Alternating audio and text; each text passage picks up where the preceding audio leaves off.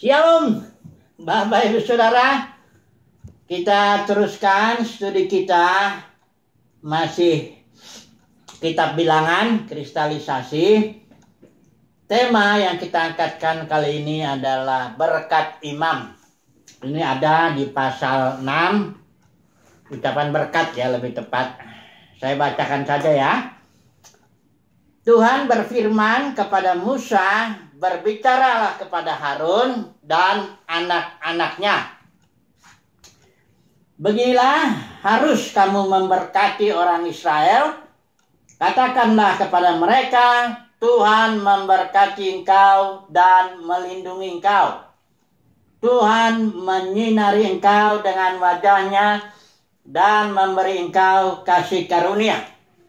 Tuhan menghadapkan wajahnya kepadamu dan memberi engkau damai sejahtera. Demikianlah harus mereka meletakkan namaku atas orang Israel. Maka aku akan memberkati mereka. Ya. Mari kita pelajari dulu sedikit ya istilah berkat ini ya. Sudah banyak orang bicara tentang berkat, tapi mari hari ini kita melihat dulu terutama perbedaan antara berkat konteks Perjanjian Lama dengan berkat konteks Perjanjian Baru. Perjanjian Lama istilah berkat itu di sini ya adalah barak, kata kerja yang muncul sebanyak dalam Perjanjian Lama 415 kali. Ini istilah Ibrani ya. Barak 415 kali yang muncul. Nah, ini istilahnya lebih, nanti kita lihat ini lebih kepada jalan menuju berkat itu. Ya, bukan realita berkatnya. Nah, kalau dalam Perjanjian Baru istilah yang padanan istilah barak ini, istilah Ibrani barak, padanannya dalam istilah Yunani itu adalah eulogia. Karena istilah eulogia dalam kitab Septuaginta ya, terjemahan Ibrani kepada Yunani, itu dari istilah barak diterjemahkan menjadi eulogia. Ini muncul 68 kali yang bisa berarti pujian lah, bisa juga ya itu ya. Barak ini bisa juga berarti tunil ya. Dia tuh artinya kalau tunil itu memberkati Elohim, itu artinya memberikan kemuliaan, memberikan hormat, sujud gitu ya. Tapi selebihnya artinya barak ini diberkati ya. Diberikan suatu kemampuan untuk memperoleh sesuatu. Kalau dalam konteks Perjanjian Lama terutama kekayaan memang. Berkat-berkat materi ya. Karena kita tahu dalam konteks Perjanjian Lama Abraham itu dijanjikan Tuhan berkat, yaitu anak cucu, tapi juga kemudian tanah perjanjian ya. Selain yang lain ada namanya masyur dan sebagainya. Tapi yang dua ini ya. Nah, coba dulu kita lihat istilah kedua dari berkat itu, istilah Yunaninya makarios. Nah, ini kalau makarios muncul hanya 50 kali. Ini berbeda ya, makarios ini berbeda dengan istilah Ibrani barak. Karena dalam Septuaginta juga barak tidak pernah diterjemahkan makarios. Nah, ini berarti ada perbedaannya. Memang ada persamaan nih, sama-sama bicara berkat. Tapi perbedaannya juga menyolok sekali. Kalau saya memberikan kesimpulan perbedaannya begini. Kalau barak itu dalam konteks Perjanjian Lama itu jalan menuju berkat. Makanya di dalam Perjanjian Lama ada tertulis, pilihlah berkat. Aku hadapkan kepadamu berkat dan kutuk. Pilihlah berkat, katanya. Kalau engkau begini-begini, maka engkau diberkati. Kalau engkau begini-begini, engkau kena kutuk. Itu konsep Perjanjian Lama mengenai berkat, yaitu jalan menuju berkat. Tapi Tapi kalau makarios, istilah Yunani dalam konteks perjanjian baru, ini makarios ini adalah realita daripada berkat itu. Sebenarnya apa berkat itu? Nanti kita akan lihat ini istilah makarios yang dipakai dalam Matius 5. Nanti akan lebih jelas sekali itu ya. Apa itu makarios? Ya, artinya realita berkat itu. Bukan jalan menuju berkat, tapi realitanya berkat itu sebenarnya apa? Nah ini ya. Karena begini ya, kita harus sangat-sangat membedakan ya kalau bicara. Kalau kita baca di sini dalam perjanjian lama konteksnya, berkat itu memang ya to speak well, barak itu berbicara yang baik kepada seseorang. Dan biasanya berkat itu dari atas ke bawah, misalnya dari bapak kepada anak, dari yang berotoritas kepada yang bawah. Kalau dalam ayat kita ini dari imam kepada umat. Bicara yang baik, speak well gitu ya, barak. Nah di ini bicaranya Tuhan memberkati engkau, melindungi engkau. Tuhan menyinari engkau dengan wajahnya, memberi engkau kasih karunia.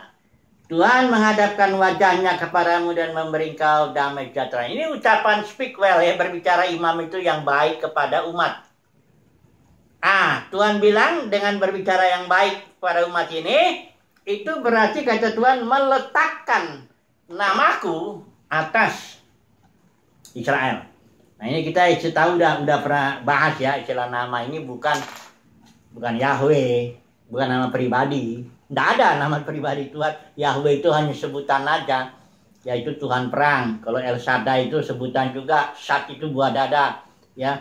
Itu artinya Tuhan yang Maha Kuasa itu artinya yang karena janjinya kepada Abraham itu beranak cucu, feminin. Dia itu El Shaddai, Tuhan yang Maha Kuasa terjemahan bahasa Indonesianya. Kalau Elohim, Tuhan yang seluruh bumi, ya, karena dia ketika menyatakan diri kepada Nuh, dia pakai nama itu. Nah, kalau dalam perjanjian baru sebenarnya namanya El Elyon, the Most High God, yang punya otoritas surga di bumi. Itu sebabnya itu sebagai putra El Elyon, jika dia mati dan bangkit, dia bilang ahli waris, ya. Maka Yesus bilang segala otoritas surga di bumi sudah diberikan kepadaku. Waris, ya. Nah, jadi nama di sini pengertiannya itu kita sudah tahu adalah kemuliaan, karakteristik, ya, karyanya, reputasinya, dan semuanya lah ya. Itu yang diletakkan dengan berbicara imam yang baik itu kepada umat. Nama Tuhan diletakkan di situ. Maka kalau terjadi apa-apa kepada Israel, Tuhan akan membela. Bahkan kadang-kadang bukan Israelnya, tapi namanya. Karena berkali-kali Tuhan bicara ya kepada bangsa Israel, aku bertindak memulihkan engkau atau berbuat baik kepadamu, itu bukan karena engkau. Supaya, kata Tuhan, supaya namaku jangan dinajiskan di hadapan bangsa-bangsa. Supaya nama aku membela namaku, kehormatanku soal itu, reputasiku, karakterku. Begitu. Ya. Jadi, bagaimana cara meletakkannya nama Tuhan itu kepada Israel? Yaitu imam itu ucapkan, speak well, dengan baik. Tuhan memberkati engkau, Tuhan melindungi engkau, dan sebagainya begitu. Nanti itu artinya diletakkanlah nama Tuhan kepada umat itu. Sehingga kalau terjadi apa-apa nanti untuk umat itu, Tuhan akan bela.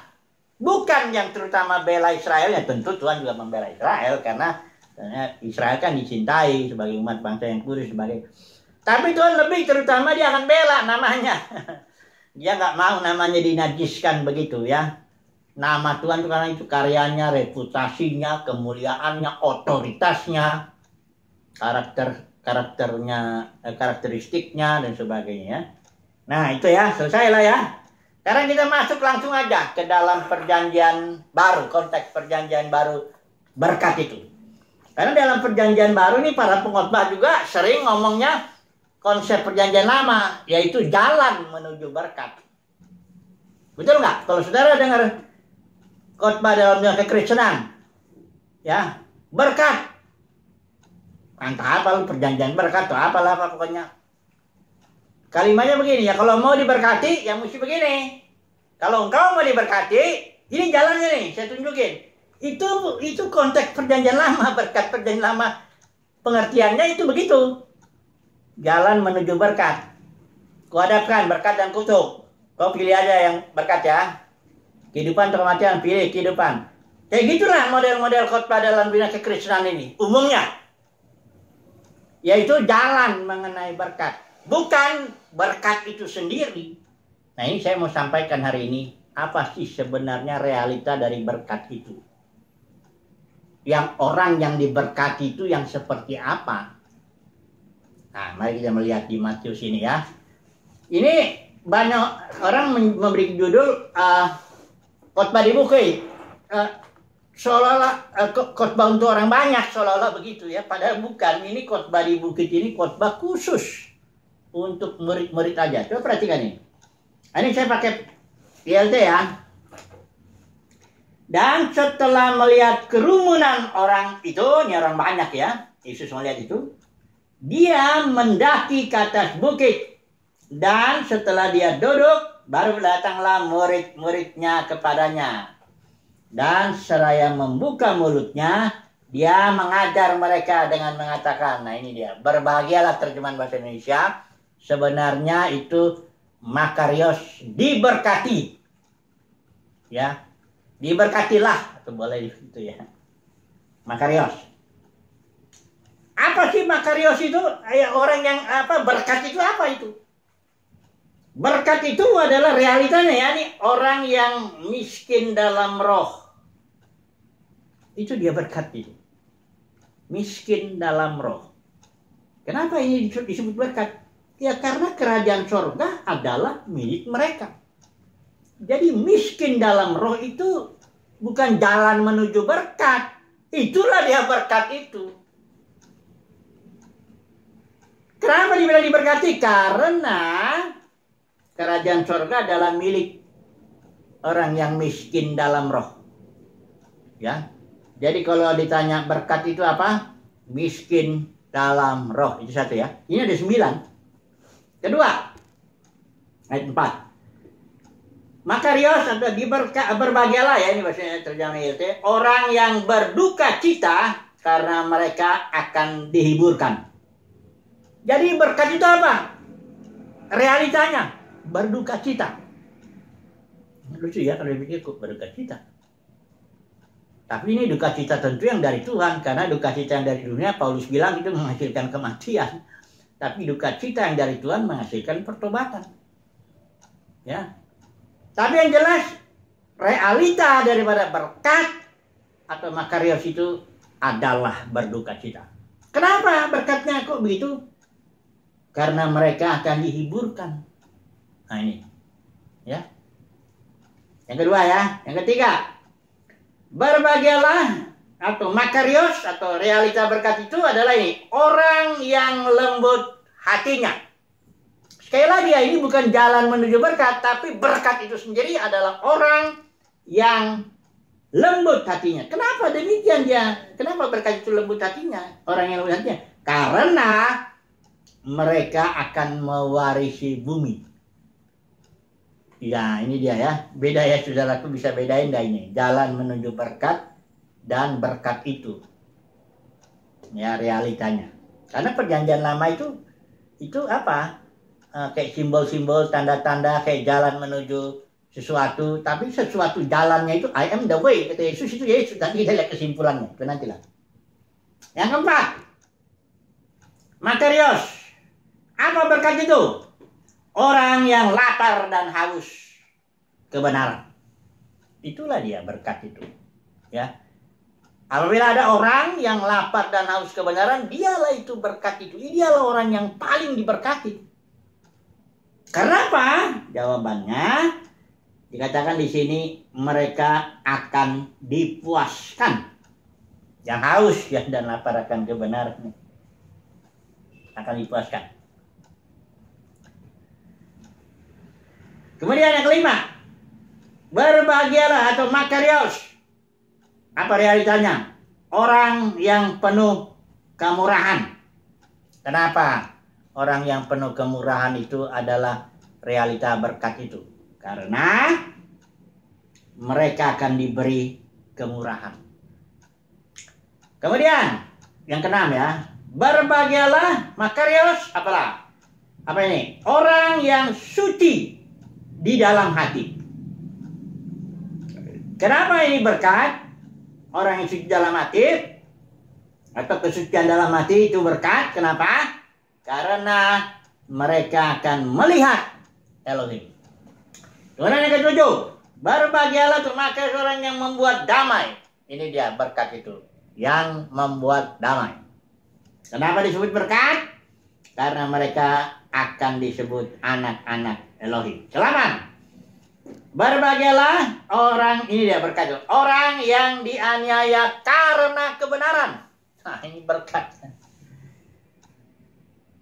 Orang yang dianiaya kebenaran. Kenapa yang ini berkat? Karena kerajaan sorga adalah milik mereka. Ya, ini dia. Yang ke-9 terakhir nih.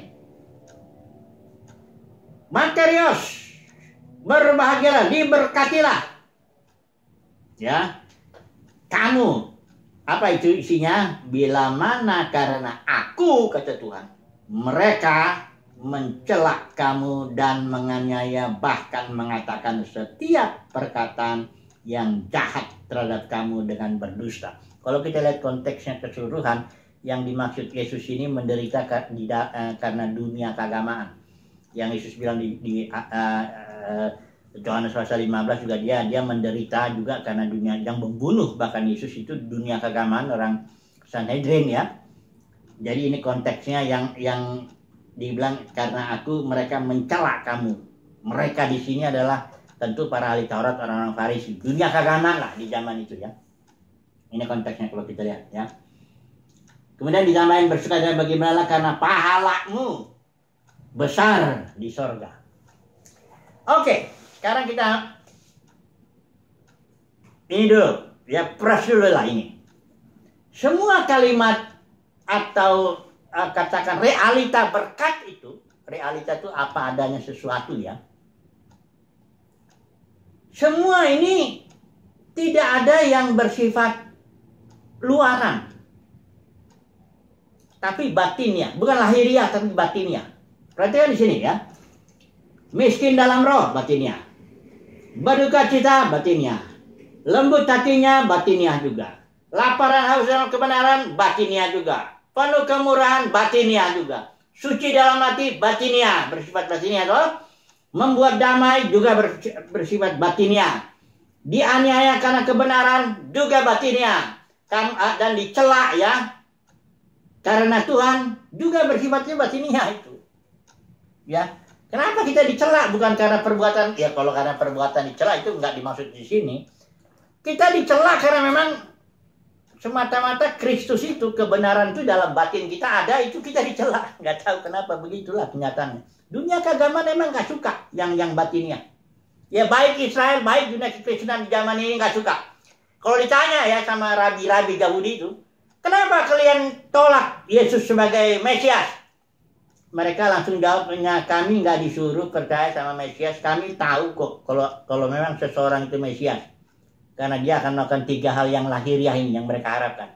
Bangun bait suci, menjadi pemimpin dunia, Israel kepala, semua bangsa-bangsa lain ekor, melepaskan Israel dari bangsa Roma pada waktu itu, di zaman itu ya. Minimal ada 3 lah ya. Sementara Yesus datang mau lepaskan Israel dari dosa. Mau bangun bait suci yang adalah tubuh Kristus, yang itu roh orang ya, mau menghantam musuh-musuh yang bukan orang Roma, tapi yang setan yang mau dihantam. Ini nggak bisa dia, nggak suka dia. Jadi kalau ditanya, kami nggak butuh misionaris Kristen, saya kadang-kadang sering baca itu di YouTube, lihat ya di YouTube.